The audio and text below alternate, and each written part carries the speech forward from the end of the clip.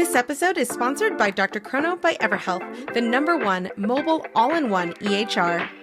Built specifically for medical practices, Dr. Chrono includes an integrated feature that powers a seamless payments acceptance experience. Dr. Chrono Payments offers multiple ways for patients to pay as well as insurance credit card processing. As a Dr. Chrono customer, you can easily activate our fully integrated payment solution that will streamline your cash flow and help you get paid anytime from anywhere. Deliver the best patient experience with a fast and easy way to collect payments. Visit drchrono.com/payments. That's drchrono.com/payments to learn more about Dr. Chrono today.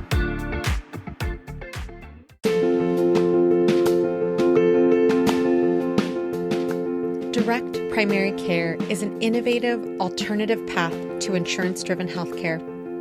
Typically, a patient pays their doctor a low monthly membership and, in return, builds a lasting relationship with their doctor and has their doctor available at their fingertips. Welcome to the My DPC Story podcast, where each week you will hear the ever-so-relatable stories shared by physicians who have chosen to practice medicine in their individual communities through the direct primary care model. I'm your host, Marielle Concepcion, family physician, DPC owner, and former fee-for-service doctor. I hope you enjoy today's episode and come away feeling inspired about the future of patient care, direct primary care. DPC for me was a chance to do medicine in my own way. And when I really thought about what I enjoyed about medicine, even though I was a pulmonary critical care physician, it was basically to help people out. And DPC gave me the chance to meet people way early in the disease process and help them in a way which I thought to be best without any time constraints. And that's what DPC was, the opportunity to do just that. I'm Dr. Geetinder Goyal, and this is my DPC story.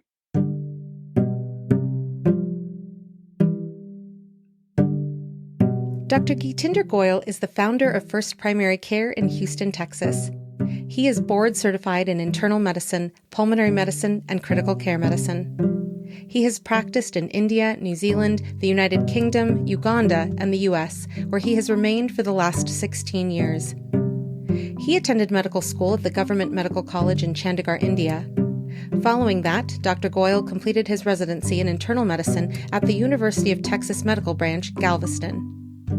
Dr. Goyal then went on to Yale School of Medicine in New Haven, Connecticut, where his fellowship was in pulmonary medicine and critical care medicine.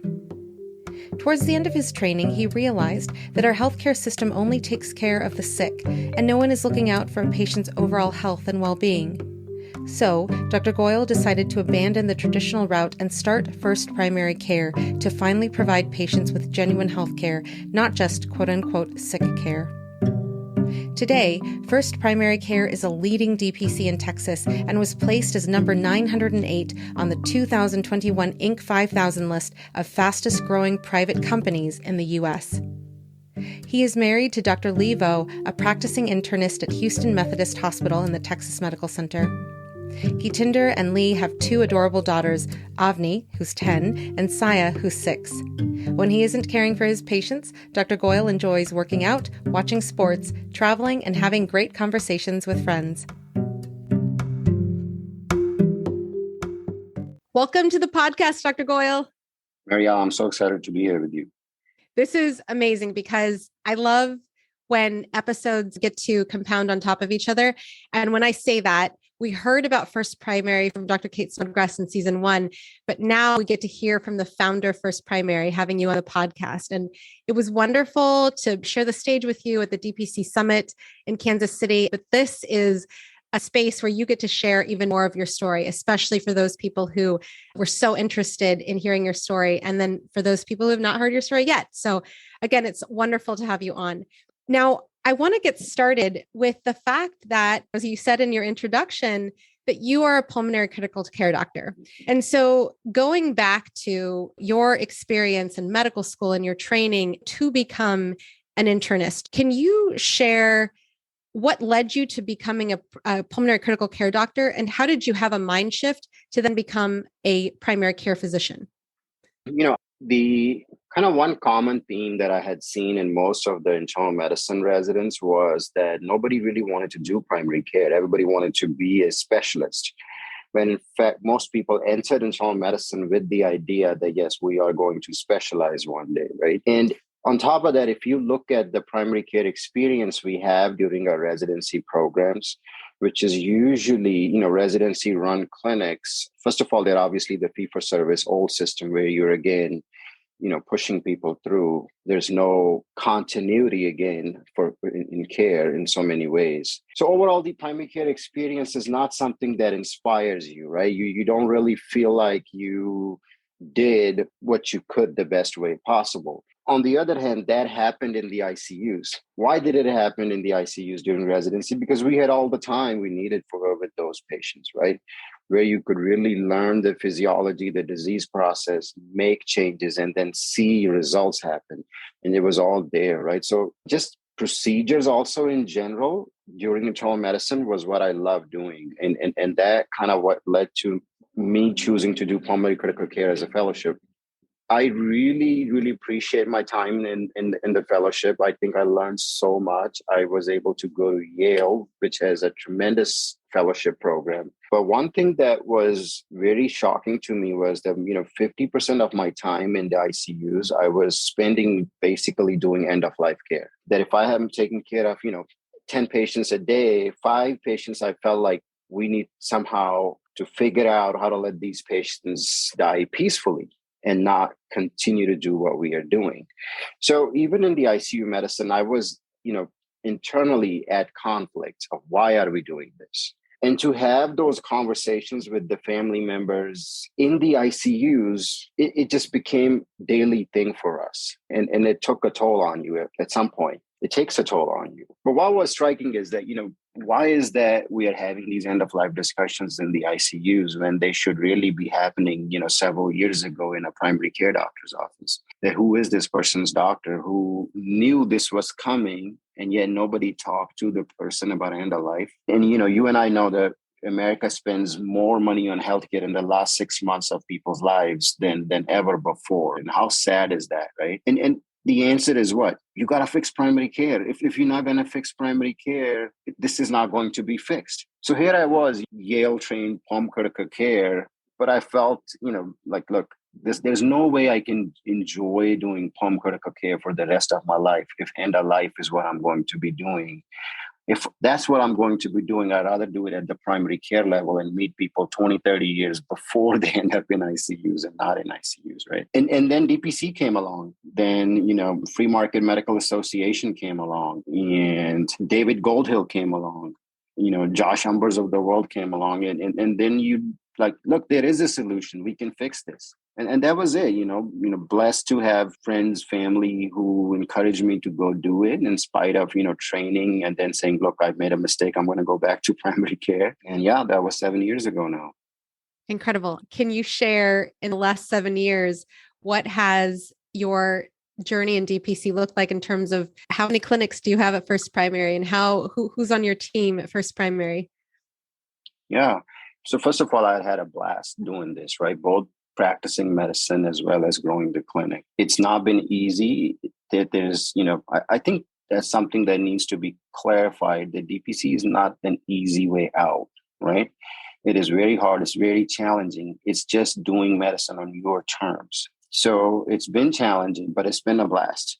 We have 4 offices. We had about 3,200 members, and we have total 6 physicians and 3 nurse practitioners right now. I want to say about 60% of our volume is employer-based and 40% is kind of retail-based. The journey, so there are 2 things to it, right? Obviously, you have to figure out how to sell this because you know how to fix healthcare, but do people believe you? So that is a big, I feel like, jump that all of us sometimes need to make, which we are still learning how to make. But we figured out how to sell DPC, I think, going by the growth we've had. And then the second part has been actually changing primary care. Now that you can do primary care on your own terms, how do you redefine primary care? So that's been a good fun, right? And it becomes more fun when you have team members to play with, right? And you're not on your own. So adding, awesome people that I have somehow convinced to come work with me has been a blast. So thankful for them. And now our focus is to create a world-class organization where people want to come to work and they feel like they can live their best life, as I say it. Thank you so much for just giving us that really detailed picture as to what First Primary has become now. So now I want to take a step back and talk about those challenges and talk about the team building and talk about how you are redefining primary care at First Primary. So I want to start with when you talk about how to educate your community, how to inform people as to what direct primary care, the model of free market medicine is. I want to go back to when you were dreaming and thinking about DPC, learning about DPC by mentioning David Goldhill, by mentioning the Free Market Medical Association. What did you dream about? And how did you then take that dream and put it into actionable steps in the beginning? Excellent question, because it is all about the dream. You got to dream a dream, right? And then go figure out how to go get it, right? So the dream was always to make a big organization. We've trained in multiple places. We've worked, trained in world-class organizations in general. But I still feel like when it comes to organizations who truly are physician-led and the decisions are made by keeping patients and physicians first, are far and few in between. Right. And so that was the dream, to create a physician-led organization which does true healthcare and create it as big as possible. You obviously start small. So I started in 1,000 square foot space. One thing I did do, which people, typically I feel like don't do, and I love the concept of micro practices and physician entrepreneurs, single mom and pop shop. I think that's awesome. And if that's the dream, right? But for me, it was like, look, I'm not that. If I'm going to give up, all this fellowship training and stuff, I want to create something big. And this is an opportunity to go do it. So one thing I did differently at the start was I did ask a good friend who was just finishing his family nurse practitioner training, come work with me and make a team. Because I felt like we need to be out there selling as well. We can't just be sitting in the clinic. And we may have time when we have, only 50, 60, 100 patients, but if it grows, how are we going to do both? We had a lot of time in the beginning because each patient we both knew together so well, and we would go see the patient together. We would manage the patient together. So it was really like one team. It wasn't like your panel, my panel. And from there, the second mindset I've had, I feel like a little different from people is when people come knocking on my door and say, hey, well, you take these patients. Some employer groups have come. I typically don't say no. Right? Even though their price points are not where our price points are, because my customer acquisition cost is zero. If they are bringing me a whole group of patients, why would I say no? I want to say yes. I want to get to know these people. I want to show them how well I can take care of them. And then I'll go back to them. I said, look, you need to pay me more. And a lot of the times, it wasn't the case because in a group setting, when you look at the utilization overall in a group, you have to be really a data scientist to prove the value that, hey, you need to pay me more, right? And generally, all those things have worked out really well for us at separate price points. So when employer groups came to us and said, look, can you take our patients? We were more open to it than I have found generally DPC doctors to be. And then it was all about learning, all about learning how to work with self-funded plans, how to talk to TPAs, how to talk to brokers, how to talk to CEOs, CFOs, how to get to meet new CEOs, CFOs who can, look at your ideas and say, okay, I like it. I want to do healthcare differently for my employees. And then the initial challenge was, okay, you're going to companies. If they have 50 employees, they'll say, look, but you only have one office. Houston is so big. I can't sign up with all my employees with you. And I can't just give 5 employees what you have. I have to give it to 50 employees, right? And I'm like, well, if you sign up 50 people with me, I'll be able to open more offices, right? So again, it was that chicken and egg situation. And that's where I needed help. I needed financial help to build capacity and then fill those places up. So there was an element of risk in saying, look, no, we're going to expand. We are going to make this work. Let's expand our team. Let's expand our facilities, even though we will incur losses. but we'll catch up, because the vision was, always to grow big. And I didn't see how else I could get out of that. So long answer to your question, but No, it's great. It's great. And I really love, because you are such a seasoned DPC physician, to be able to break it down into what you just did. Now, I want to ask though, financially, how did you guys set up a buffer to protect yourself from bankruptcy in terms of being able to put the finances where the finances needed to go so that you could grow and could expand and bring other team members on, but not go bankrupt? yeah, listen, I mean, that's different strategies, not one strategy. We have some friends and families who were available. So we have raised some money to just have kind of, angel investors come into our company and invest in it. Nothing crazy, but something that small money with small goals that way, and focus more on just doing the right thing. And so that's been our backup. I do have a pretty big non-clinical team in my staff. So sometimes some people are discretionary, that if, look, I have to pay only 5 people out of 10, I know which 5 to let go. Sure. Unfortunately, but so far that hasn't been the case. We've been fortunate, and we generally know how much we run on a month by month basis. So that, look, my losses cannot exceed this much amount month over month over month, right? DPC is that way a really good model because of consistency in what we get revenue-wise, right? And that's one of the big attractions that brings us to DPC, which allows us to do medicine freely. And it's so interesting because physicians who are still learning about DPC in medical school, in residency, and even physicians who I've spoken with in fee-for-service, just the idea that you could be paid like a gym membership or Netflix. Like when I say that to them, when they ask, how are DPC doctors compensated? And I say typically this membership model, and they're like, oh my gosh, it's that simple. Like, I know I've mentioned that on the podcast because a physician literally had that reaction, but that is a huge draw. I completely agree with you that when you have the ability to, like you've said, to have the time to give to your patients, and you have a lessened financial stress because of the membership model, it definitely is a huge draw as to why people choose DPC. Yep, no doubt about it. Going back to, you had this dream, you started taking actionable steps to build the dream, you planned financially for the dream to happen and to be big. When you started with your partner, you guys were initially Our Way Health, and now you're First Primary and successful with multiple clinics and multiple physicians. So what brought on the name change, and how has First Primary been a better fit for you and your community? So, when I first started, I thought long and hard about what the name should be.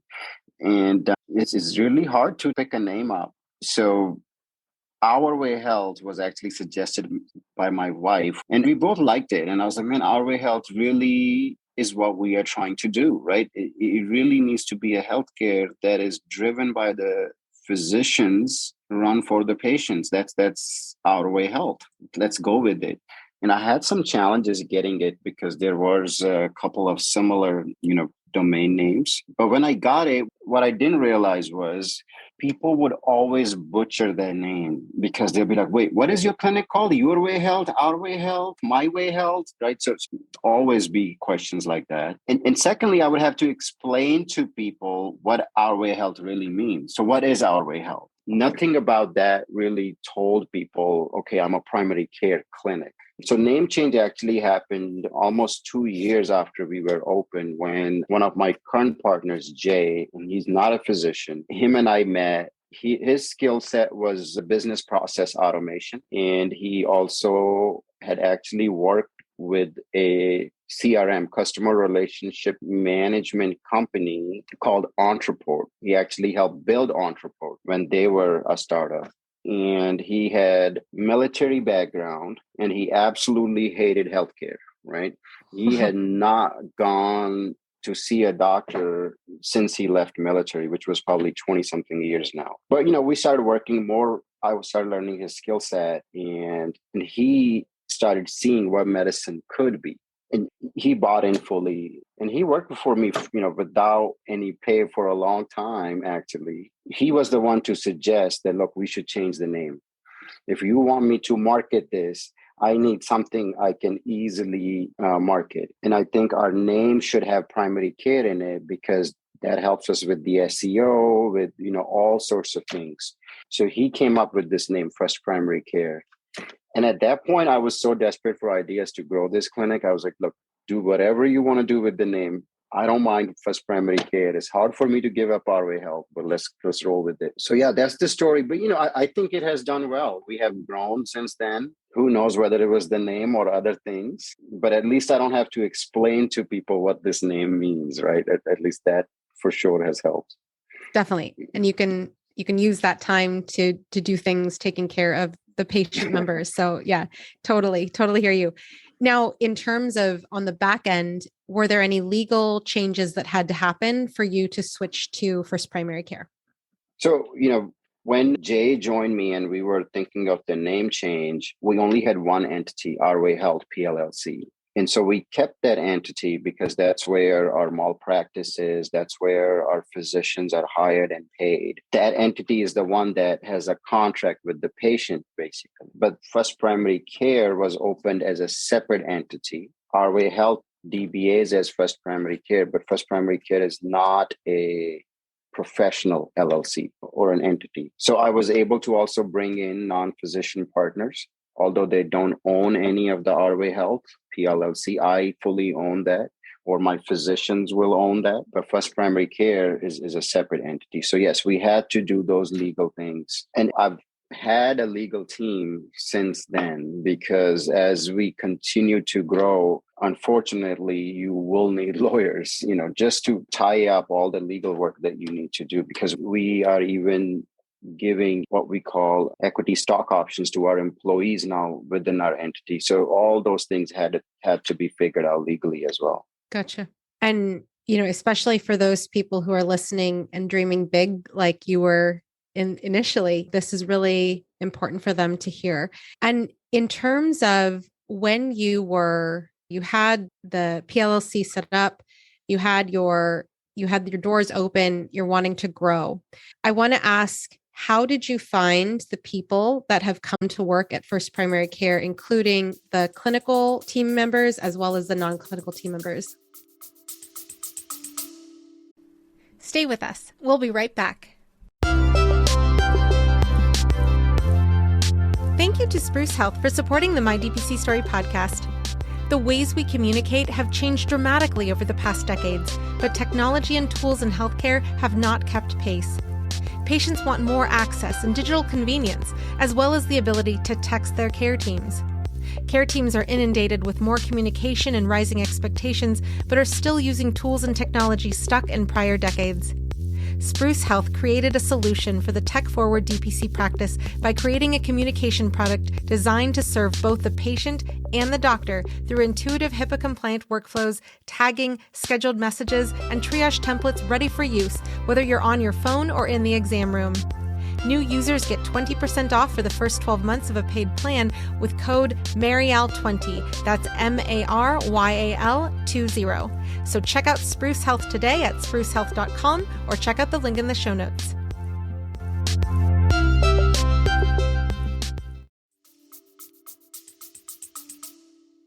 I think finding the right people is probably harder than selling DPC. We've been lucky, to be honest. Have to believe luck plays a role in this. So Dr. Vo, who is our chief medical officer, she found me. I didn't find her. She came to me and said, look, I'm going to do DPC. Do you want to hire me? And I was like, sure, I'd like to meet you first. So, we met, and she was the first other physician that I hired or joined. And she's a partner now in our clinic. And again, I had to learn a lot of this on the fly, to be honest. So a lot of those decisions you make based on gut feeling. I've listened to a lot of business gurus, and Gary Vee is one of my favorite. And he always says, you can never get hiring right, but you can get fighting right. So that's kind of what I think everybody should understand. It's true. You never know whether you're doing the right thing or wrong thing when you hire. You try your best that it was the right thing. But if you still continue to feel it was the wrong thing, you got to fire fast. We fortunately haven't had to fire many people. But, I think in healthcare, people are desperate for an environment where they can enjoy doing medicine. So I think for us, it's that way easier to recruit Sure. people from the traditional system, because it's true, right? When we say that, look, this is better for the doctors and the patients, it's true. And they see it. No matter how much you tell them, you don't really get it until you come and do it. And so I think that way it's easier, I feel like, to incorporate people into the culture you're trying to build, because they have a really positive impact on their life once they leave that old system and come into our ecosystem. It's almost like, you're comparing apples to oranges. It's not almost like, it is like you're comparing apples to oranges. Earlier this year at the Hint Summit, in the elevator was randomly this nurse who was asking the people I was with, like, what are these Hint, lanyards that you're wearing? What kind of, gathering is this? And we were talking to this person about DPC, and she's like, why haven't I heard of this? I've been working on the floors, the fill in the blank complaints about charting, not taking care of patients, having too many patients on the floor, being overworked, underpaid, all of those things, being undervalued, especially, was one of the concerns that she had.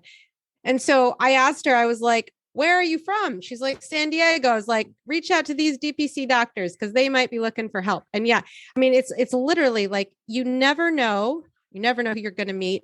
I totally agree with you in that for the most part, we go into hiring with an open heart. But when it comes to people who really get it, that is, I'm sure, how your team has also continued to quote unquote sell DPC to your community without you having to sacrifice that time that you need to give to your patients. So I completely agree with you in that the world is so different when you have the DPC model guiding your practice. So amazing.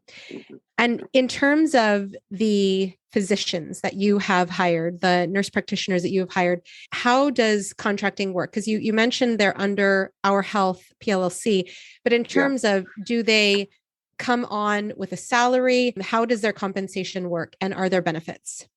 Yeah, so all our folks are employees. We haven't gone down the route of contractors, mostly because we really want to be with the people when they first start. And it's more to show how things are done, right? In the sense of how much time we spend with people, what we can do. We don't tell people how to do medicine, right? But just what the culture is. So a lot of hand holding happens in the beginning.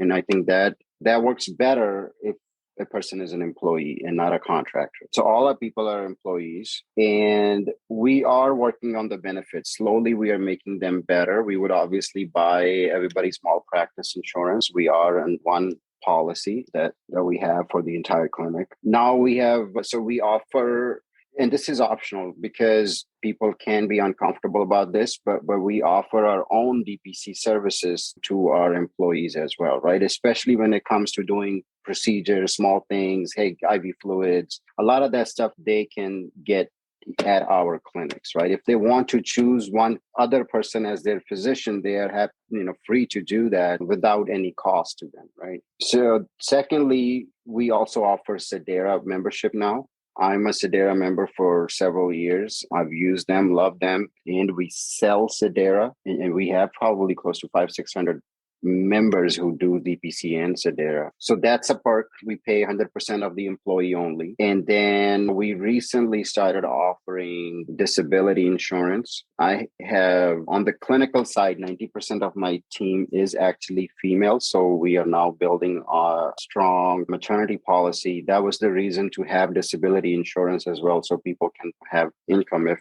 we can't afford to pay them for an entire time they're out. We don't have a 401k yet. That's in the process. So hopefully, those kind of things we can add on as well. But I think the biggest perk, because I think I have to say it out there, that the biggest perk is give you flexibility back with your life. Because in DPC, we don't have a specific time when you work. We don't really have that way that, hey, you got to clock in at 8 and you got to clock out at 5. So you take care of your patients, you do them however you want to. Be a team player, inspire us, teach us, and you will be fine here. But we don't expect you to come here at 8. So I think the biggest perk is still the flexibility that people get back in their life. Gotcha. And in terms of when a physician comes on as an employee, do they start at, do you give them 50% of like a certain amount until you reach this many patients? Do you have pre-enrollment done by your marketing team so they are starting to be profitable on day one? How do you compensate a physician and how do you onboard them? Everybody's been slightly different, to be honest, because most of the folks, again, that we have hired, they have come to us and say, look, can we work with you guys? And if we like the person, then we figure out a way how to bring them on board.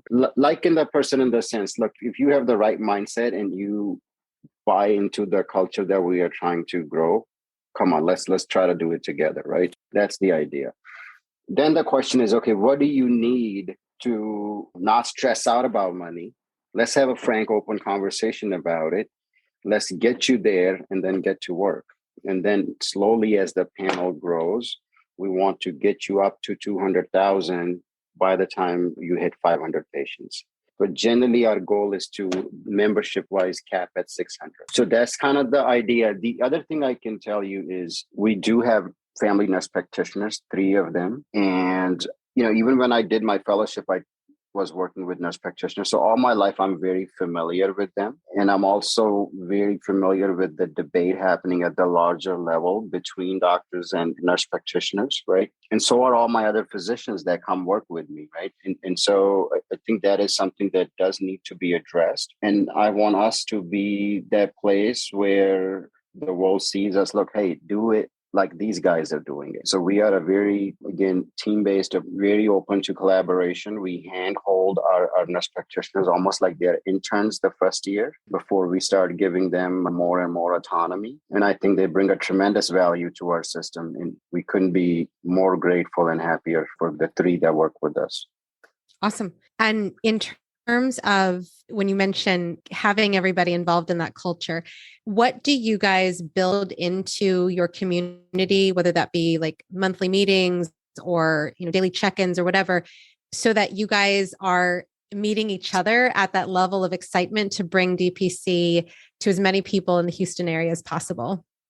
Excellent question. And I think that that's been the part that I've enjoyed most doing. It's hard and you never can be like, I'm there already. Like it's always a process that you keep learning and keep sort of modifying. So one book I can recommend, especially if people are looking to build a larger organization, but even if it is 2 people, right? 3 people, I believe in this book called EOS, Entrepreneur's Operating System. It really simplifies business strategy for you, right? Like, again, you don't need to go to an MBA or anything like that. You just need to be able to communicate, simplify, and repeat a lot of the times. So when messaging is clear in your own head, you are able to communicate it better. More you simplify, more easier it becomes to communicate. And then I think a lot depends on the ability of the people to feel like they are being listened. See, we have 4 offices, so it's not like we are all in the same place, right? So they are each kind of their own microcultures. So you really have to have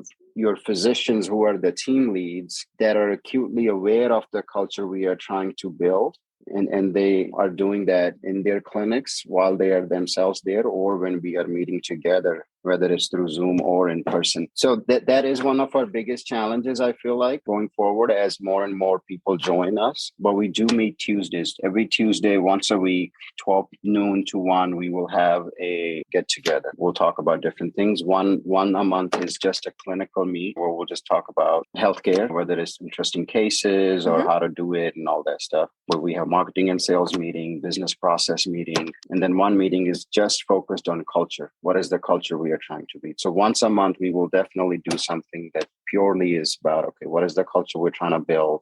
How do we evaluate people when we hire them? And it is based on those core values we want everybody to have when they come to work.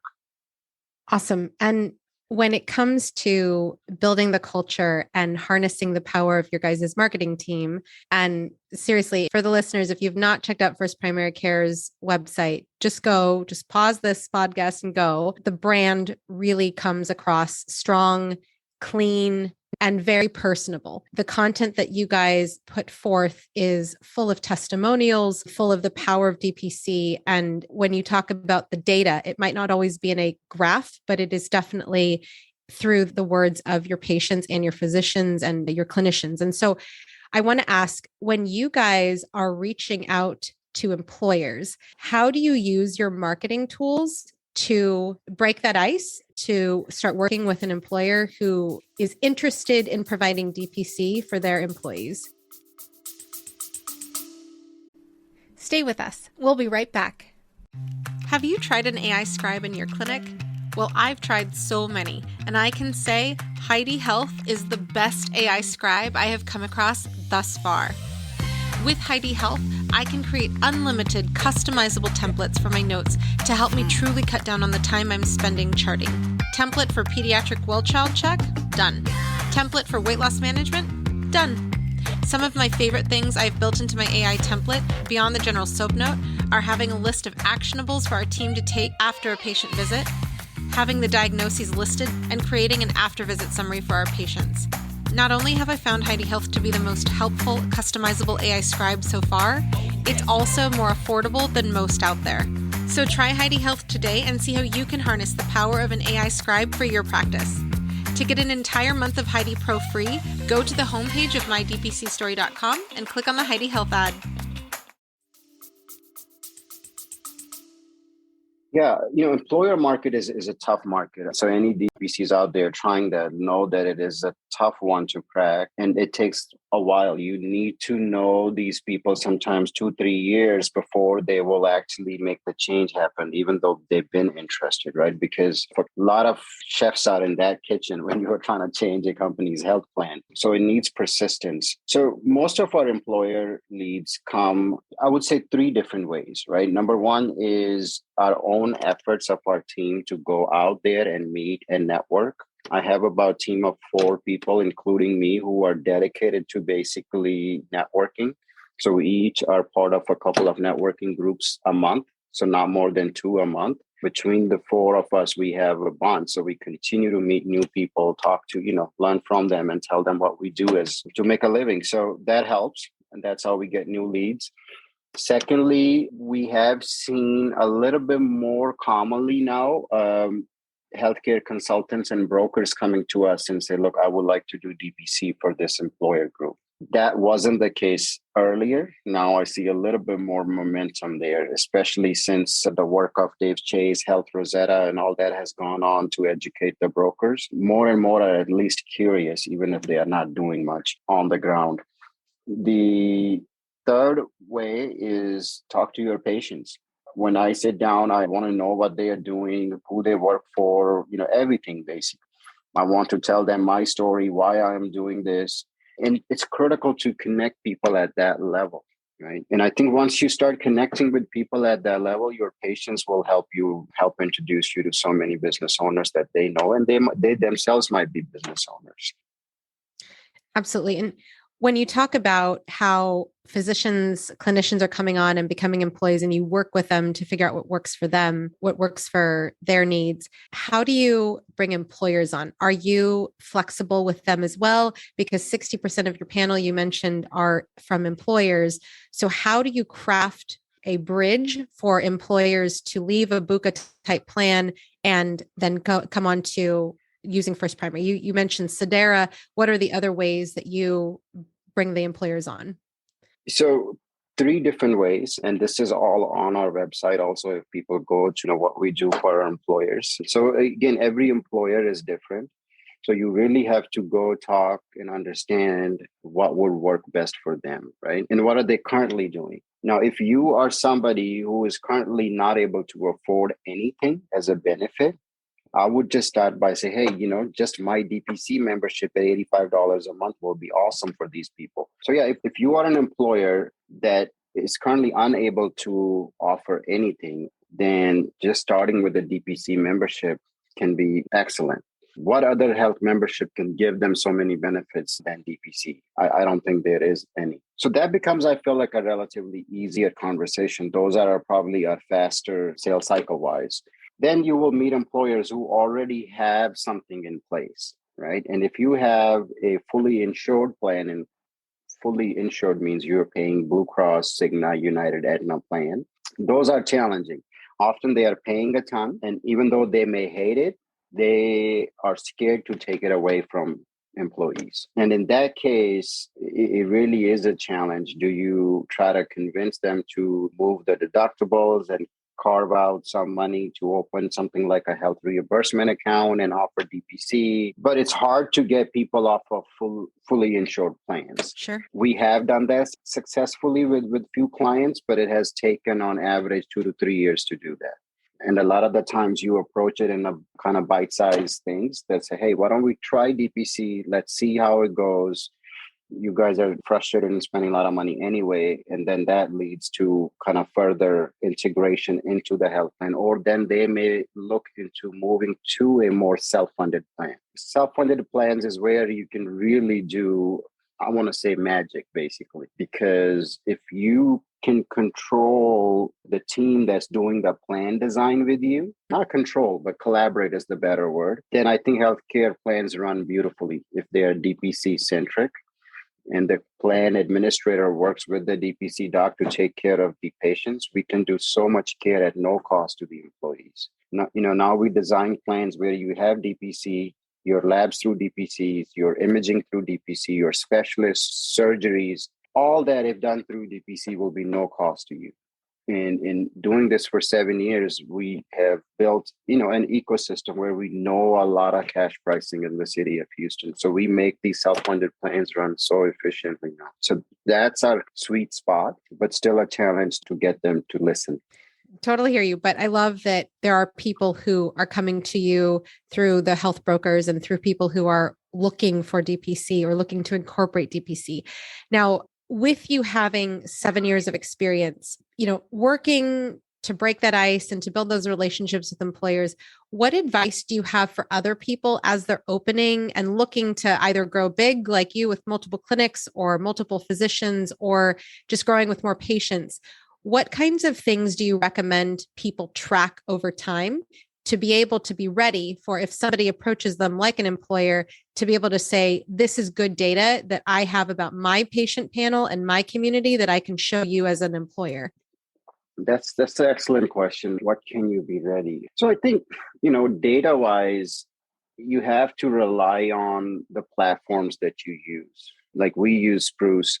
So again, I have someone who does it for us, but we are now taking all the Spruce data per employer and looking at each employer wise, how many texts come, how many calls come, how much time we spend with as a group, or that can be drilled down to each person also. And I think people, when they are in the DPC ecosystem, they sometimes forget how easy it is to talk to your doctor. So they'll send text, right? And a low utilizer, if you really go look at the Spruce conversation, is like, look, this person is not a low utilizer, right? He's been texting and doing this small thing so many times a year. So I think sometimes we are still unable to accurately capture the value that DPC brings, I feel like. It's hard to capture the value of a relationship, but even otherwise, it's hard to capture the value. So if you can figure out that, then show the value, I think that's going to be life-changing or game-changing. But second thing is I usually go by, look, let's do a pilot. Don't need to do a whole group. I want you to give your executive team, the people you love the most, 3 months pilot. What is it going to cost? $150. You probably spend that on a meal, right? Let's see what they say. So not all pilots have gone successfully, but there are a few pilots that have, now led to whole company signing with us. Awesome. And when you talk about a pilot program, can you give us an example as to what you built into that pilot program that ended up being successful for the employer? Yeah. So this is this trucking company, for example. They have about 25 employees. I met the owner of the company there's a group called Vistage. Vistage is a CEO coaching group. So I was part of that group. I met him. We learned about each other's businesses. And he was like, man, I would love for you to take a look at our health plan. I was like, yes. And I would love for you to try our membership model out as just you. And he was like, sure. right? Let's do it. So him and his wife signed up. I stayed in touch with him. And then I was like, look, tell me when your planned renewal happens. Let's take a look. And now all the employees have DPC basically, and it took us about a year, 18 months to get it done. But they've been just this company over the last 3 years, they've been our member. The total revenue is about $50,000 to $60,000. I had looked at how much I spent Vistage because it was $1,000 a month membership to that CEO coaching. And I was like, it's okay. We made our money back. So, but these sometimes end up becoming lifelong relationships, just those kind of things. So that's one example, but we have, a few others. They're all kind of different that way. Love it. And it goes back to how you're personalizing these relationships where, your employees, your retail members, your employer-based members are not numbers. They are people. And you're building those relationships like you dreamed you would be able to. So I love that. So now in closing, I want to ask, for those people who are internal medicine physicians and are listening to you and thinking about, could DPC work for me and my specialty? What would you say to those people to think about as they're thinking from the lens of an internal medicine physician, either in residency or in fellowship or in current fee-for-service practice? No, there is no doubt in my mind, anybody can do it, right? Internal medicine, family medicine, they can both do it. It doesn't have to be that you need to cater to kids to be able to do this. I think it's easier to do it as a family medicine than it is in internal medicine. At least it sounds easier because I feel like it's easier to sell. But I think anybody can do it. I think if you are good at what you do, you are bold about it, and you go out there and tell people, you will be successful regardless. I think the message is that there is no other alternative. This is the only way. So if we're not going to do it, then find some people who are doing it and join them, basically, because the old way is not going to work. So yeah, we have to be bold. We have to step out and fix it on our own. Amazing. Thank you so much, Dr. Goyal, for joining us today. Absolutely, Marielle. Next week, look forward to hearing from Dr. Jillian Shearer of Whole Family Health in Olney, Illinois. If you've enjoyed the podcast and you haven't yet done so, subscribe today and share the episode with a physician you may know who needs to hear about DPC. Leave a 5-star review on Apple Podcasts and on Spotify now as well, as it helps others to find all these DPC stories. Lastly, be sure to follow us on social media. If you're wanting to continue learning more about DPC in the meantime, check out dpcnews.com. Until next week, this is Marielle Concepcion.